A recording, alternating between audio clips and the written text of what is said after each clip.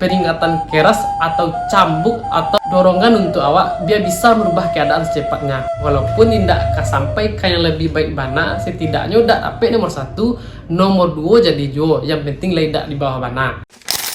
Taimpi nak di atas, tak kurang nak di luar. Kalau kita baca secara tulisan, kita baca nanti sure, itu artinya bisa negatif. Balu caranya taimpi nak di atas, tak kurang nak di luar. Sementara kita sendiri tahu, kalau yang namanya taimpi itu tentu di bawah, yang namanya tak kurang itu tentu di luar. Bako orang Minang tu membuat tabalik. Di sikolah letak tingginya sastra Minangkabau. Bako meditu, karena orang Saisuk tu membuat pepatah, alahnya pikir matang-matang, alahnya susun sedemikian rupa, artinya, lafaznya, memakai bahasa kiasan, memakai kata bayang. Jadi nyo tu majan kawak, kalau waktu ndak cuma membaca nanta sure, tapi waktu bisa membaca nanta sire, memahami nanta surut, pesan atau nilai yang terkandung dalam pepatah itu sendiri. Bako dibuat konsepnya harus model itu loh. Bako harus memakai bahasa kiasan, bako harus memakai kata bayang. Pepatahku digunakan untuk berkomunikasi antara awak sama awak untuk menjaga sopan santun. Karena orang awak tuh tidak biasa memakai bahasa secara langsung,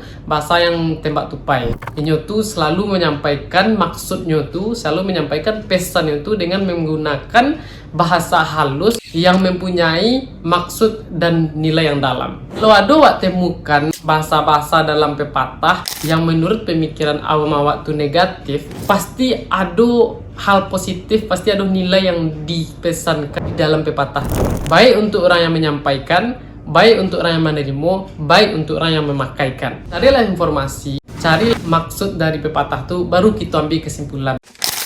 Kasih dari pepatah, taimpi nak di atas, tak kurang nak di luar, itu tuh spirit atau semangat atau pesan atau peringatan keras untuk awak, biar awak bisa merubah keadaan awak dalam menghadapi kesulitan. Kita pahami kata-katanya, taimpi nak di atas. Ada kata-kata penghubung di situ, kata-kata nak.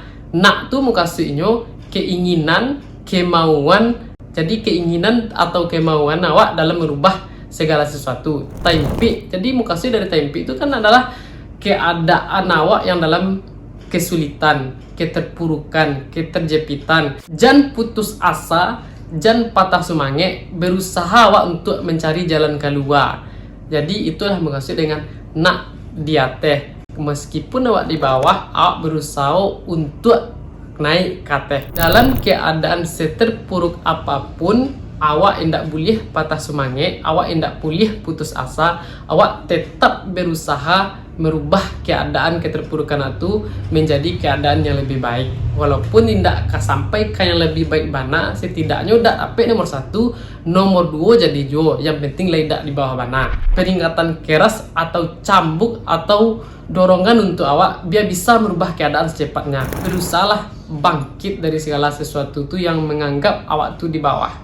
Berusaha bangkit, berusaha tumbuh, berusaha bersinar kembali. Ubahlah keadaan secepatnya. Semangat, harus jadi awak, harus lihai, harus pandai. Itulah pepatah yang dibuat yang konotasinya negatif tapi artinya sebenarnya positif.